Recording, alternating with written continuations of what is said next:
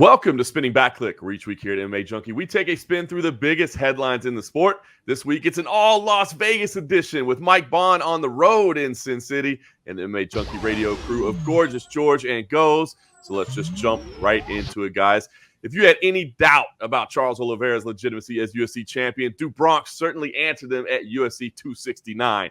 Following his win over Dustin Poirier, it seems pretty impossible to deny just how good he really is. Now that the Oliveira, see what I did there? The Oliveira is underway. What will the future hold? Is he set up for a long reign as champ? Could he even be the man to bring Khabib Nurmagomedov out of retirement? Look into your crystal ball and let's predict the future for Charles Oliveira. Let's put 4 minutes on the clock. Goes, lay it out for us. Well, I think this last fight proved all the doubters wrong. I mean, I can't believe we keep doing this to this poor guy over and over. We really need to stop looking at all the reasons why we don't trust him and start looking at the reasons that we should. 10 straight wins, 9 of those are finishes in probably arguably one of the toughest divisions of all time. I mean, I think this next fight here with Justin Gaethje, that's going to say a lot. This is what's going to probably propel him into superstar status if he can get a win there. As far as how long that reign will last, I mean, it's killer after killer in this division, but I do feel like the hardest part of the schedule ends right there with Justin Gaethje. After that, he's going to have some tough fights, but man, getting through these last 3 were really, really tough. And I do think he can catch Khabib's eye. I really think Khabib will look at it and say, look, this is a guy that brings a skill set that I didn't really see in my career, not to that level. And Khabib is all about competition. So I think after a while, being a promoter now, a coach, I think the juices are starting to flow again, but he really needs something to draw him out. And I feel like a win over Justin Gaethje is going to catch his eye a little bit more, but if he racks up a couple more, I think Khabib comes back for that fight. Pretty amazing, man. When you think about it, if I had told you, Oliveira Gaethje a couple years ago, you'd be like, all right, that's a pretty good fight. Now I'm like, can't miss. I cannot wait for that fight. What do you think, George? Is that going to be enough to catch Khabib's attention? Is this guy set up to maybe face, the undefeated GOAT? Or what's in the future for Charles Oliveira? That could do it. Going off of what Goes said, if he beats Gaethje and makes it look better than Khabib did, then sure, yeah, he's definitely on his way. But see, with Khabib, here's one thing about Khabib, guys, is that guy barely even lost rounds, much less a fight. So I think he feels pretty secure in his stature of one of the GOATs and definitely the lightweight GOAT. However, if Charles Oliveira keeps racking up title defenses and bests Khabib and everyone else that's ever done it, everyone else that's ever wore gold in the lightweight division, and he starts poking at 2 things, ego and pride. 1, I got more title defenses than you. I'm making it look easier than you. And national pride. If he can get at Islam Makhachev, which, by the way, is not in any way a prediction that he will beat Beneil Dariush, but let's just say it lines up that way, and he can beat his boy, Islam Makhachev. Now you're touching a little bit on that national pride. And so that combo, you stir it up a little bit, you catch Khabib on the wrong day, and yeah, he might say, let's do this. That's a movie script right there, right? Makhachev makes it up to the top and he loses, and Khabib comes out of retirement to best his boy. I mean, come on, that would be amazing. Mike, what do you think? What are we setting up for Charles Oliveira? There's a lot potentially on the table for him. I just don't know. This lightweight division is so deep, man. Like, there's a reason why I think the title defense record is 3 or 4. We haven't seen guys be able to put a really long, sustainable run together at the very, very top when holding this belt, just because we know how deep this division is, how many good fighters there are. So it's hard to say with Charles Oliveira. I mean, he's got knocked down in the first round the past 2 fights. To sit here and say that one of these guys, Justin Gaethje, Beneil Dariush, Islam, can't really follow through on that moment to be able to finish the fight or put Oliveira away. It's just such a dicey division, and there's such minimal room for error. And I think it might catch up with Oliveira at some point. Not saying he's going to lose at the next fight or the one after that, but to sit here and think he's going to have this winning streak hit like 15 fights or put together, 5-6 title defenses, I just haven't seen anyone do that in the history of the lightweight division. So if he's able to break that barrier and be that guy, that would be insanely impressive. And it would really say a lot about him, but I just can't predict that it's going to happen quite yet because we haven't seen anyone do it. If he's able to get Khabib to come out of retirement, that would be really a huge accomplishment for him. But I think Khabib's pretty comfortable with where he's at, and I don't think he's going to come back at any point. Yeah, I tend to agree. I think Khabib's pretty comfortable in his retirement. But if some of these things that you guys laid out did take place, maybe it would tempt him just a little bit. It's amazing what Charles Oliveira has already accomplished. Will be interesting to see what he can do moving forward because, as you guys all laid out, it's a tough division full of killers. But I know we're all looking forward to that Justin Gaethje fight. That's going to be phenomenal.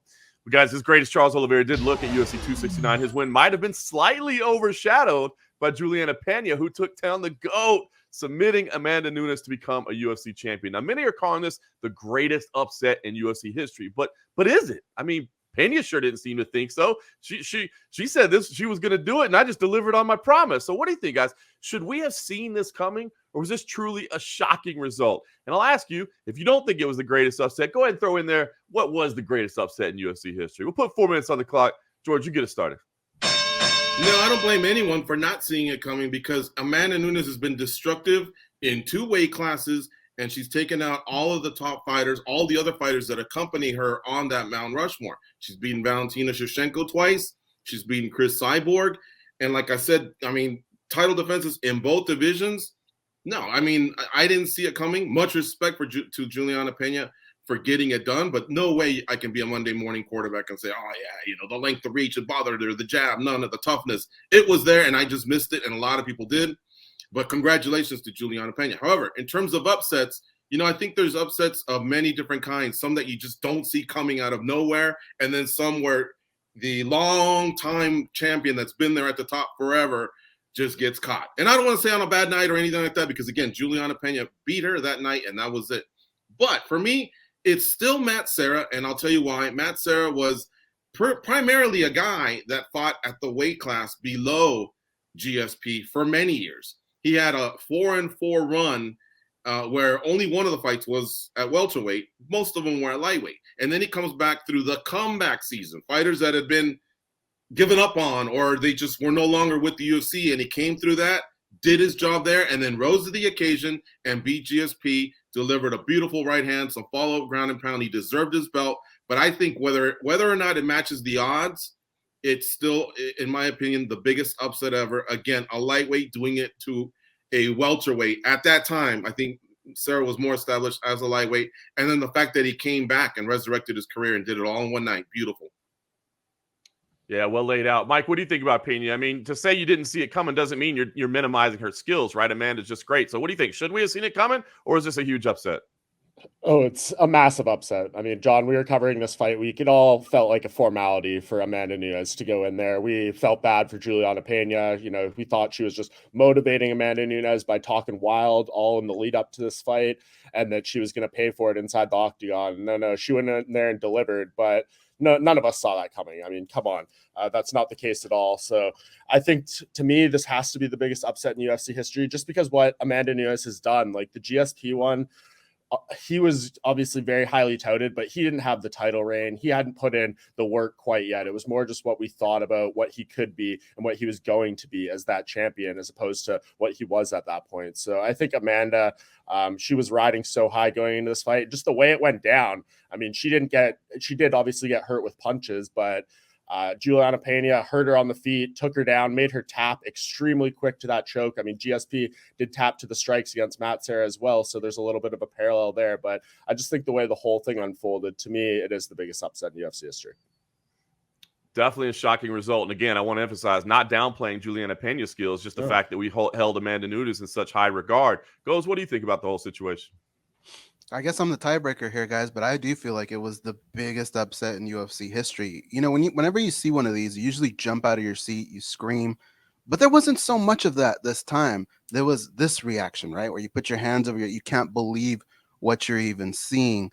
It was shocking. With Serra and GSP, I think when you look at that, you would at least say, look, we didn't feel like Serra had that big of a chance. But if they hit the ground, at least you knew Serra had worked so long on his ground game. Maybe there's something there. With Peña Nunes just hit all the check marks. And Serra was an active fighter coming off the reality show. Julianna hasn't been all that active. The betting line was astronomical. I mean, if you weren't shocked by this, show me your betting slip. Show me your betting slip. And I don't want to see money that came out of your dryer or that you found in your couch cushion. Show me some real money that you saw this coming, because none of us did. Yeah, when you say you could have bet your mortgage payment and you would have brought home a year's worth of mortgage payments, you know what I mean? If you'd have foreseen that, and you definitely didn't. So, you know what? I think at the very least, you have to say it's up there. It's in the discussion. You can't have the discussion of the greatest upsets Right. without mentioning that bout. And goes, it's exactly what you said. It's that reaction of, oh my God, what did I just see, man? It was a crazy one, man. But congrats to the new champ. Anxious to see the next move. And if Amanda does come back and want that rematch right away, we'll see how it all plays out. We guys following UFC 269. UFC President Dana White said if Amanda Nunes had won against Julianna Peña, a fight with Kayla Harrison would have been one of the biggest fights you've ever seen. Now, the way he says it sounds like it's not a fight that they want to make anymore, even though she still has the featherweight, title bout. So this is what I want to ask you. Does Nunes losing mean the UFC is no longer interested in signing Kayla Harrison? How does Julianna Peña's win affect her future, basically? Do you think there's a best place for her to be right now, even if it means staying with the PFL? I mean, how does this thing all play out now that the unforeseen happened? Let's put 4 minutes on the clock. Mike, get it going.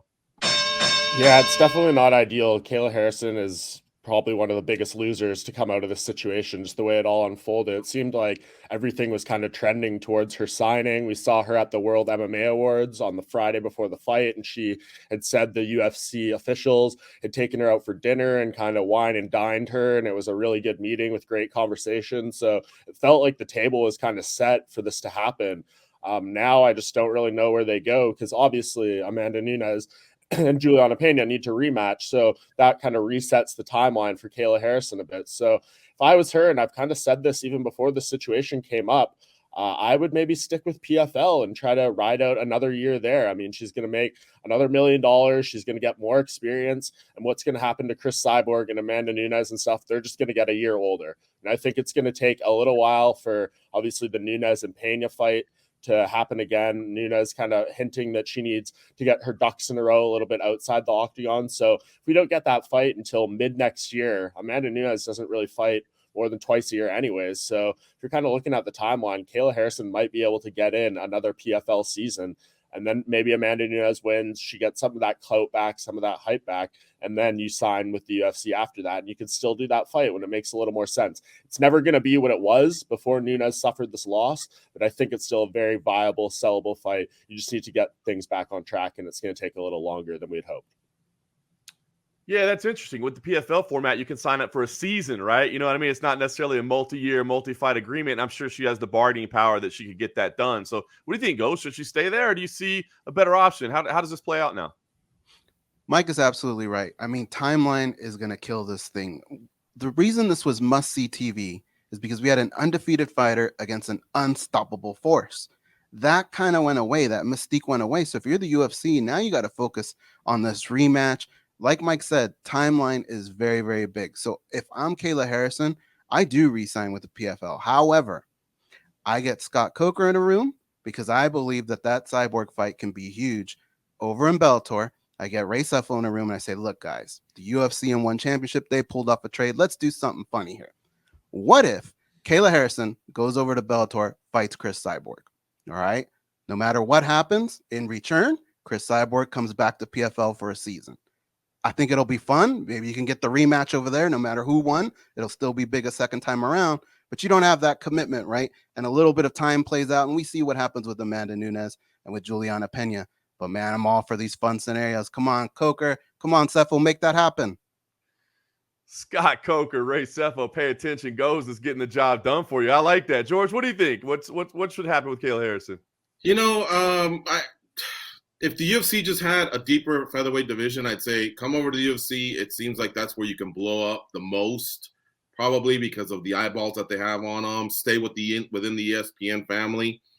But I realized that the fight would have been big because no one had been able to take out Nunes, save for Kat Zingano almost a decade ago. And so that was probably what was so appealing about that possible matchup. But what Kayla doesn't want to do is miss out on fighting either of these two, because what she wants to establish is that she's the greatest of all time. And so you never know. Like Mike said, they are going to get a year older, but they're both mid-30s. And I don't know, man. Like, for example, Israel Adesanya, as he continues to do his thing, he's always going to be compared to Anderson Silva. Yeah, he fought him, but not Anderson Silva when he was champion. So I think you want to – I mean, Cyborg's there for the taking, not saying she'll beat her, but I'm saying an opportunity to fight her. I would say take her while Amanda probably sorts out bantamweight and then returns to featherweight. If the UFC continues with featherweight, I would probably go to Bellator. Yeah, George, I'm with you. I think you touched on something there. She doesn't want to miss out on both those fights. It looks like she's already missed out on one. You got to fight Cyborg, right, in order to build that legacy. So to me, I think unless, like Ghost said, they can get a little something creative done, I feel like Bellator is kind of the clubhouse leader right now. So we'll see how it all plays out. But I think she wants to at least have one of those super fights. Guys, the unranked champ himself, Sean O'Malley, defended his title at UFC 269 with a first-round TKO of Holly and Paiva. Now, afterward, UFC President Dana White said it was time to get O'Malley some tougher competition and cut the man some bigger paychecks. Now, all week long in Las Vegas, O'Malley was getting massive support from the crowd. And even though he's taking some massive criticism from the media for not fighting the toughest competition available, I want to know what you think of the Sugar Show right now. Has he played his hand absolutely perfectly? I mean, the guy said he's already a millionaire. Or is he letting opportunities pass him by while he kind of slow plays his career a little bit? Let's put 4 minutes on the clock. Goes. Let us know how you see it. I'll answer your question. I got the Sugar Show on my DVR, man. It's totally entertaining. It's definitely a different strategy, and it caught me off guard in the beginning. But I have to say, it has worked. You have to look at each individual differently. Is Sean O'Malley a guy that dreams of ever wearing the belt? Right now, it doesn't really sound like it. It just sounds like he's a guy that wants to be famous and make a lot of money. And along the ways, maybe becomes hungry and does want that belt. But right now, it seems like it's all about money. And he's making money and he's doing it his way. If you're the UFC, you can't complain. You're the one that set him up for this, right? You enabled him. You gave him these matchups. So, look, there are no easy matchups at this level. And we all know that. Sean has earned the cheers from the fans. People love him. He's entertaining to watch. He's a good fighter, but now it's time to find out if he's a great fighter. You got to give him a top-level opponent. The only thing I'll say about the strategy again here is be careful what you wish for, because it doesn't always work out. If you're going to command this high salary, you got to keep winning. Look at guys like Kevin Lee, right? He did the UFC some favors, got a high salary, but once he started losing, he wasn't as valuable, and he's no longer on staff. So, Sean, great strategy, but you got to keep winning, and you got to now prove the hardcores that you are not just a good fighter, you're a great fighter. Yeah, great point, right? This might be the make or break time where we figure out whether it was genius or whether, he's made a mistake. George, what do you think? Are you happy with where he stands? Do you think about the future? What do you think? What do you think about the Sugar Show? I just think he's taking it too far. 1 or 2 fights too far. He already should have been fighting somewhere in the top 5 to top 12 range and closing in on contender range. If he continues winning and he's as good as he says he is, to his credit, it's not like he's thumping his chest and acting like, he's number one at this moment. I can appreciate that. But I would say holler at AJ McKee. Has it been more fun when you've been winning, racking up wins and, slowly getting to that title? Or this last 2021 where you kind of did your thing in that Grand Prix, banked that milli there. Now you wear the belt, and now look at all the options you have. If the object is to put, some money in the bank, which it sounds like that's kind of where more Sean leans towards versus, racking up, I guess, legacy, and title defenses. So I would say maybe, look to see how other fighters have done it, just like the path that he's in. I think AJ McKee is having a better time right now. And so, I think he's missed out. Look, Cody Garbrandt was on the same card. By his 4th fight, he was already fighting Thomas Almeida, who was undefeated, and that led him to Dominick Cruz eventually, and he became a champion. That's something you can never take away from him. Conor McGregor, his 4th fight, Dustin Poirier, and then after that came the title fights. So I think he needs to step on the gas. It's funny because you can't really argue with what he's accomplished, right? He said he's a millionaire, so it's worked for him. But I feel like he's a magician that told us how he did the trick. You aren't supposed to tell us that you weren't trying to fight the hardest ranked guys out there. It just happened that way. You know what I mean? Mike, what do you think about O'Malley's career thus far? I'm fine with this approach. I mean, you're never going to have me sit here on the show and criticize a guy who's looking out for the best interest of his career. If he's able to make as much money as possible by getting the easier fights and the easier wins, so be it. And I mean, are we sitting here and all forgetting that this dude did fight a high-ranked bantamweight in Marlon Vera just 4 fights ago, and he lost that fight. So we kind of saw what happened there. I mean, are we trying to rush this guy into losses? He's 26 years old, 27 years old, maybe. I believe he's got all the time in the world to do his thing. And if he wants proper pay to take these huge fights, Far be it for me to say he shouldn't do that approach. So has the money in the bank. He's getting fanfare, momentum, and everything. And I think when the time comes, I mean, you can't do this forever, for sure, obviously. If he keeps winning, the bigger fights and the tougher challenges are going to come. So it kind of just goes hand in hand. There's no rush. Keep doing your thing. And when the time comes to fight those guys and the offers come across the table, you take them and we see what happens there. But I think the strategy is perfectly fine, and I can't really look at it and poke too many holes in it. Mike, I'm going to have to correct you. He did not actually lose that fight. We all know that Sean O'Malley is undefeated. Of course, his body did fail him at that particular moment, but he clearly did not lose that fight. So we'll let the record reflect that. But no, I mean, listen, you can't argue with the guy's popularity, man. It was so cool to see the reaction. People yelling out his name in the prelims before he was even fighting, saying, "We want sugar." So crazy stuff, the success he's had. We'll see where he takes it from here. Is he championship caliber? I don't know. We're going to find out soon, I think. Well, guys, there were 14 fantastic fights at UFC 269, but the most heated rivalry of the week didn't play out at T-Mobile Arena on Saturday night. No, sir. That took place at the UFC Apex on Wednesday when Dominick Cruz called out his broadcast partner, Daniel Cormier, for not doing tape study. Now, look, I'm going to be honest and admit, I'm surprised the story gained as much traction as it did this past week, but it's clear people were into this back and forth between the two DCs. So now let's give it to you guys for your opinion. Give us your thoughts on what played out between these two former UFC champions. George, 4 minutes on the clock. Get it going. Man, that was violation of bro code, colleague code, ex-champion code. They got their own fraternity, right? The ex-champs, future Hall of Famer code. No, man, look, keep it to yourself. If you want to tease DC, that's fine. And say, I think you call it wrong when it comes to my fights. And therefore, when I go back and watch them, I'm not interested in hearing what you got to say. Maybe pick up on what Anik or whoever else was calling my fight has to say. But no, he actually kind of came at him for his overall body of work in any broadcast pertaining to any fighter. And I just didn't think that was cool at all. That's something you would say, pull someone to the side and say, hey, let me work with you and tell you what's worked with me so that we can tighten up your game, because this is my opinion. And I bet you DC would take him serious, because arguably Dominick Cruz is the best analyst when it comes to breaking down fights as they're happening, but DC's got his own style. And like DC told him, I just don't watch as much as you, but I do my tape study. But the way he put it out there, nope, not good.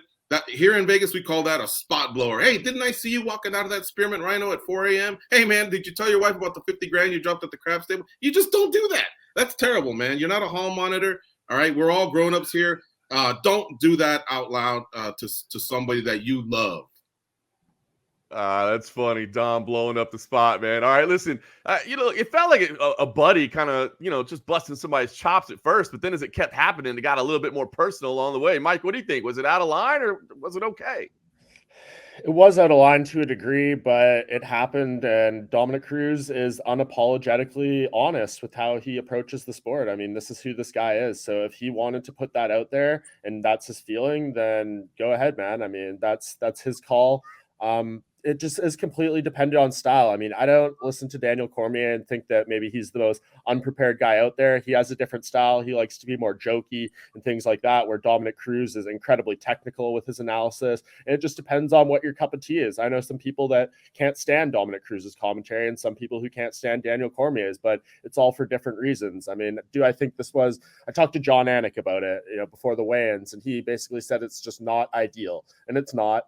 But if Dominick Cruz wants to put that out there, who are we to say he's not allowed to give his honest opinion? And perhaps in turn, it makes Daniel Cormier step up his game to a degree, whether it's fairly or unfairly. So this was definitely a unique story, something we don't see very often in our space. And I think that's why it gained so much traction, because anything that kind of is new and different that comes up on a fight week, I think people kind of grasp to it. And that's what this story was. If something, similar happened again next week, I don't think people would care as much. But with this particular moment, the names involved, I think it gained a lot of traction. It just kind of is what it was. I'm not going to sit here and say Dominick Cruz was, super right or super wrong in doing it.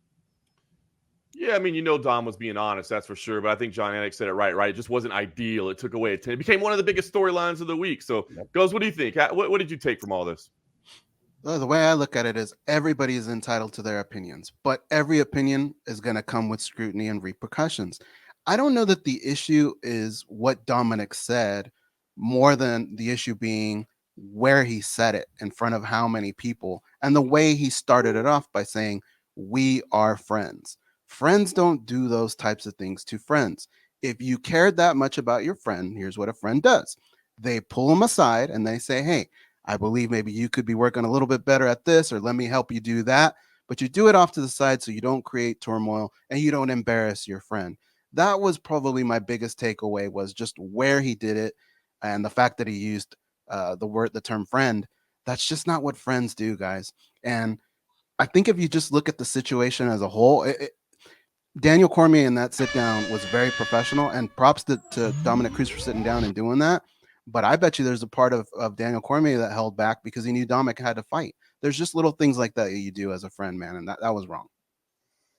Yeah, it's just a good life lesson, right? When you have grievances with somebody, especially if it's your friend, just air it out in private, right? Handle it with them. You don't have to air it out publicly. It was unfortunate to see, but I think we'll move past it. And why are we calling out DC for calling Dominick dry? Come on, man. DC's the one that's out of line. He really crossed the line right there, man. So hopefully those guys will make up, and we'll continue on with great UFC broadcasts. So, guys, the final UFC event is coming up this weekend. We are actually going to take a week off for the holidays, but we'll be back in 2 weeks. We'll have plenty to talk about next time on Spinning Back Clique.